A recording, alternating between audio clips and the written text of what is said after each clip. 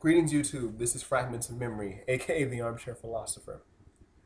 A friend of mine was on Facebook, and she put her status as she was tired of black women being labeled as these bad attitude having people, and that all white women aren't necessarily bubbly and cheery as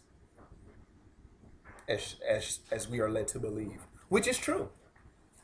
I have found in my own personal experiences, though, that black women seem to have this hostility or this sort of armor around them, where white women, not as much.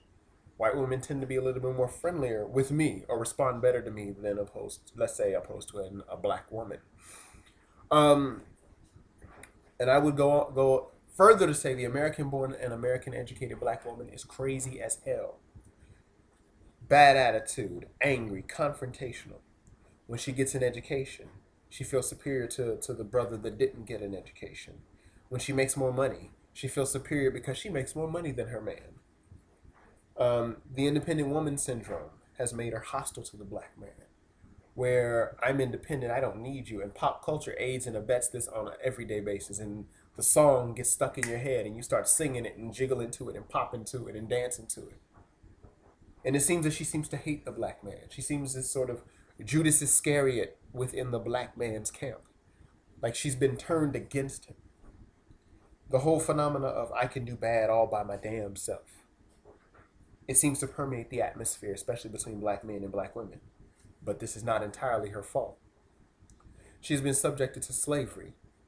She's been subjected to the fact that she was taken from her motherland. And if you are black in America and did not come from the African continent in this age, you can best believe you are the descendant of slaves. Whether house slave or field slave, your descendants were slaves, or ancestors were slaves. There's someone in my family that did the research on our family tree, and we can trace our lineage back to a slave down south. So yes, I know I am the descendant of slaves. And she was raped by that white man in the slavery days. And the black man was not there to protect her. Her language and culture were stolen from her. Her very mode of communication, her very psychological views, her very worldview was stolen, ripped from her, and then she was forced into Christianity. Let's go past slavery. There's the Jim Crow era.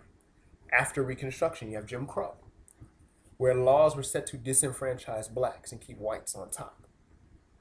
So here we are together in this America, in this United States, where blacks had to endure segregation, and that black woman had to deal with it too. She had to see her man not be in a position where he can do for self. Going back to slavery days, she had to deal with being raped and then having to carry the white man's baby, then raise the white man's children as well as the children she had. She had to nurse them at her breast. So, I can understand why there be some bad attitudes. I can understand that even in today's world, the black woman, especially the black man, she's been told she's not good enough, she's not pretty enough. Every time they show you something that's beautiful on a magazine, it's a white woman's face. Barbie, white. All the things that are associated with beauty and grace and that which is wonderful is always white. Growing up, my mother, and this is a side note, my mother would always try to find a black equivalent of something. If there was Barbie for my sister, my mom would try to find a black Barbie equivalent. If I like superheroes, my mom would try to find some black superhero equivalent. Because people need to see themselves doing positive things. Even in religion, when we show the picture of Mary, she's always a white chick with blue eyes and blonde hair and lily white skin. And unfortunately, our psychology is such, we're visual creatures, that when we see Mary, even when we hear Mary in the Bible or the Quran, Mary's always depicted as a white, or we always in our minds see a white woman in our minds. I know black people do. So I can understand that black woman being angry. She's been told she's not good enough. She's only good enough to shake her behind in some music video. So she's being exploited not only by the white man and her own black man, she's being exploited by the white feminists too. So the black woman has gone through much in this country. The black woman has gone through seeing the potential in her man, seeing the sleeping giant that lies within her man, and then he just let that giant sleep, and he gets caught up in negative things, drugs, drug addiction, selling and or buying drugs, or theft or crime, and she has to see her sons grow up to be targeted by the judicial system and the legal system.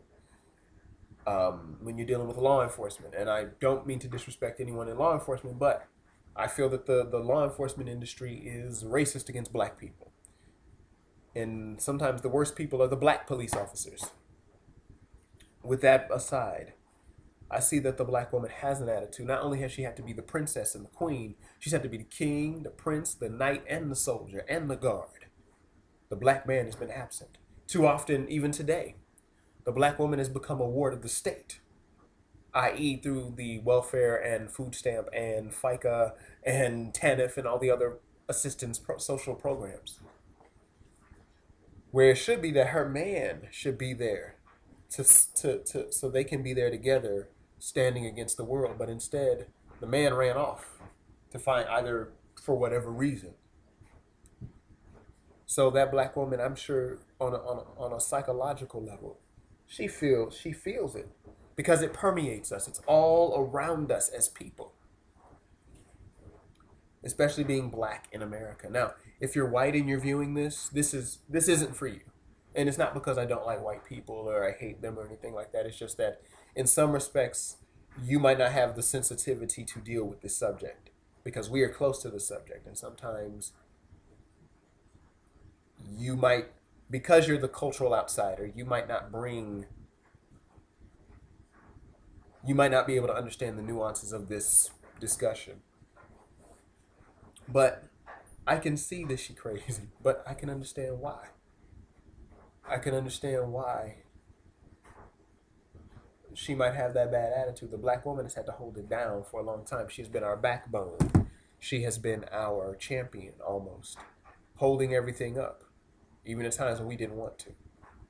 So I will admit that there are many great black women out here who are doing it and are supportive and wonderful. I just want to say that I understand that there are scars and there are wounds and there is much baggage and damage in the black community, especially in the black woman. Not only are we being, and let me go back, and I am jumping around because all these thoughts are coming in my mind, and I've been trying to make this video for the longest, but I just couldn't bring myself to do it. The black church is even exploiting the black woman, preying on her religious sentiment, on her need for a connection with the divine. The black preacher is a pimp, running straight game on the black women. And with the black man being absent, there is no buffer to try to check that. And sometimes that preacher sort of inserts himself into that household, not necessarily directly, but indirectly. So the black church is another reason, another force that may contribute to this.